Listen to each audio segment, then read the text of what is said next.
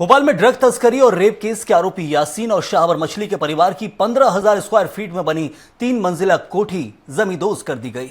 नगर निगम और पुलिस का दस्ता 6 जेसीबी और पोकलेन मशीनों से 15,000 स्क्वायर फीट सरकारी जमीन पर बनाई गई इस अवैध इमारत को ढहाने में लगा रहा। भोपाल पुलिस ने कॉलेज छात्राओं से जुड़े रेप ब्लैकमेलिंग केस में शाहवर मछली और उसके भतीजे यासीन को गिरफ्तार किया था।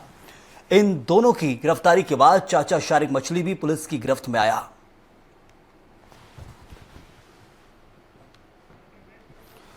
तो मछली की हवेली पर जो बुलडोजर चला है, और ये कार्रवाई पहली बार नहीं हुई है, पहले भी अलग अलग जगह जो संपत्तियां पाई गई थी अवैध तरीके से जिनका निर्माण किया गया था उन पर बुलडोजर का एक्शन देखने को मिला। लेकिन एक बड़े क्षेत्रफल में फैली संपत्ति थी जो कि सरकारी भूमि के ऊपर कब्जा करके बनाई गई थी, जिसके ऊपर बुलडोजर का एक्शन देखने को मिला है। हम आपको तस्वीरों के जरिए भी बता रहे हैं कि देखिए कैसे पहले वहां पर जो कार्रवाई शुरुआत करने के लिए प्रशासनिक अधिकारी पहुंचे, और वही मैं बता रहा हूं कि आखिर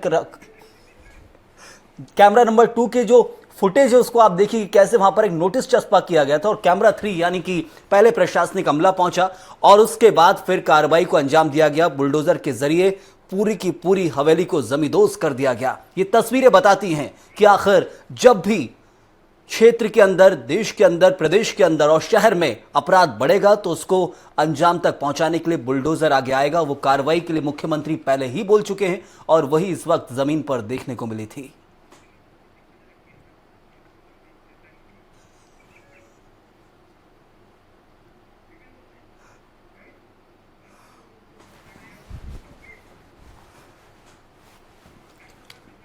तो ड्रग तस्कर मछली की हवेली को जमींदोज किया गया, और जो यासीन मछली था वो ना सिर्फ ड्रग तस्करी के केस में बल्कि इसके अलावा अवैध संपत्तियों पर कब्जा करने हो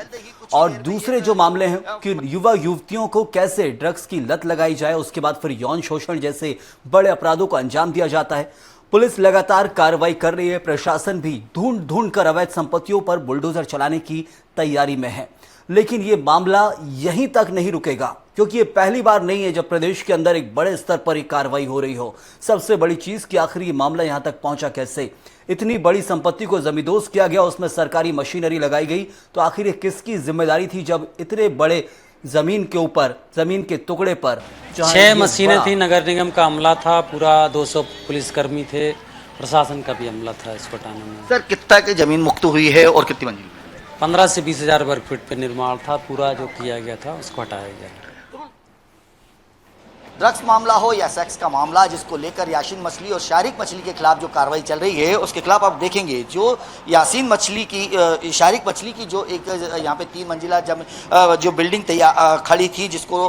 30 तारीख को लगभग तोड़ा जाना था, लेकिन कहीं ना कहीं इसको रोका गया था, तोड़ा नहीं गया था, और ये बताया गया था 15 तारीख के बाद इसके ऊपर कार्रवाई की जाएगी। आज सुबह 11 बजे से ही शासन प्रशासन, नगर निगम की बात कर ली जाए, प्रशासन की बात कर ली जाए, पुलिस बल की बात कर ली जाए, बड़ी संख्या में अधिकारी उपस्थित रहे, और अब कुछ ही देर पहले ये जमीन, ये जो 3 मंजिला बिल्डिंग थी, इसको जमींदोज कर दिया गया है। अब जिस प्रकार से बताया जा रहा था कि जो शारिक मछली का साम्राज्य था वो पूरी तरीके से यहीं से चलता था, जिसे अब